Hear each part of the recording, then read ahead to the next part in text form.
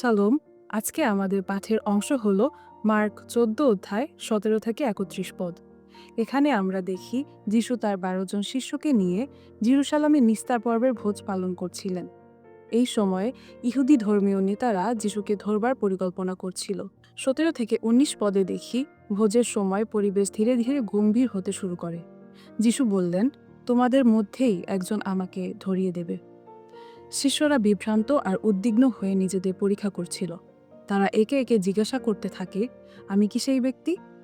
এখানে আমরা দেখি শিষ্যেরা একে অন্যকে দোষারোপ না করে নিজের হৃদয় পরীক্ষা করতে শুরু করে। এটি আমাদের বিশ্বাসীদের জন্য একটি বড় শিক্ষা। 21 পদে দেখি যিশু বলেন, মনুষ্যপুত্রের মৃত্যুর বিষয়ে পবিত্র শাস্ত্রে যা লেখা আছে তিনি সেইভাবেই মারা যাবেন।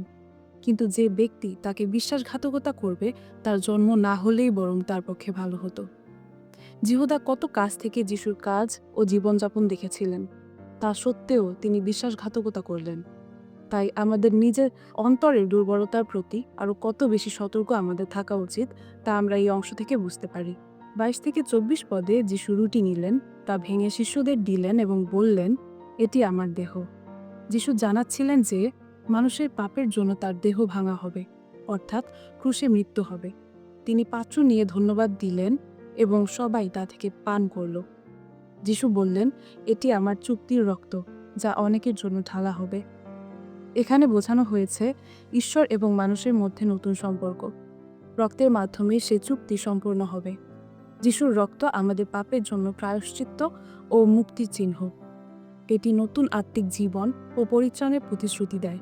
27 থেকে 31 পদে আমরা দেখি পথে যিশু বললেন যে শিষ্যরা সবাই তাকে ছেড়ে চলে যাবে।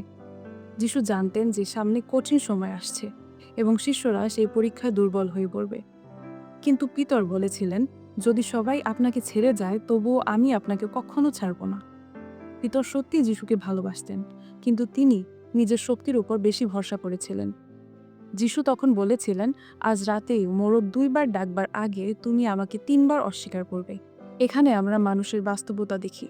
আমাদের জীবনেও আমরা হয়তো একইভাবে কথা বলি, কিন্তু বাস্তব জীবনে আমরা অনেক সময় ব্যর্থ হই। কিন্তু এখানে সবচেয়ে বড় আশা হলো মানুষ ব্যর্থ হলেও যিশু বিশ্বস্ত থাকেন। শিষ্যরা দুর্বল ছিল, কিন্তু যিশু তাদের ভালোবাসা বন্ধ করেননি।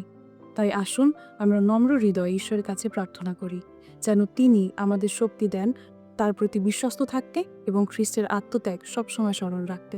ধন্যবাদ।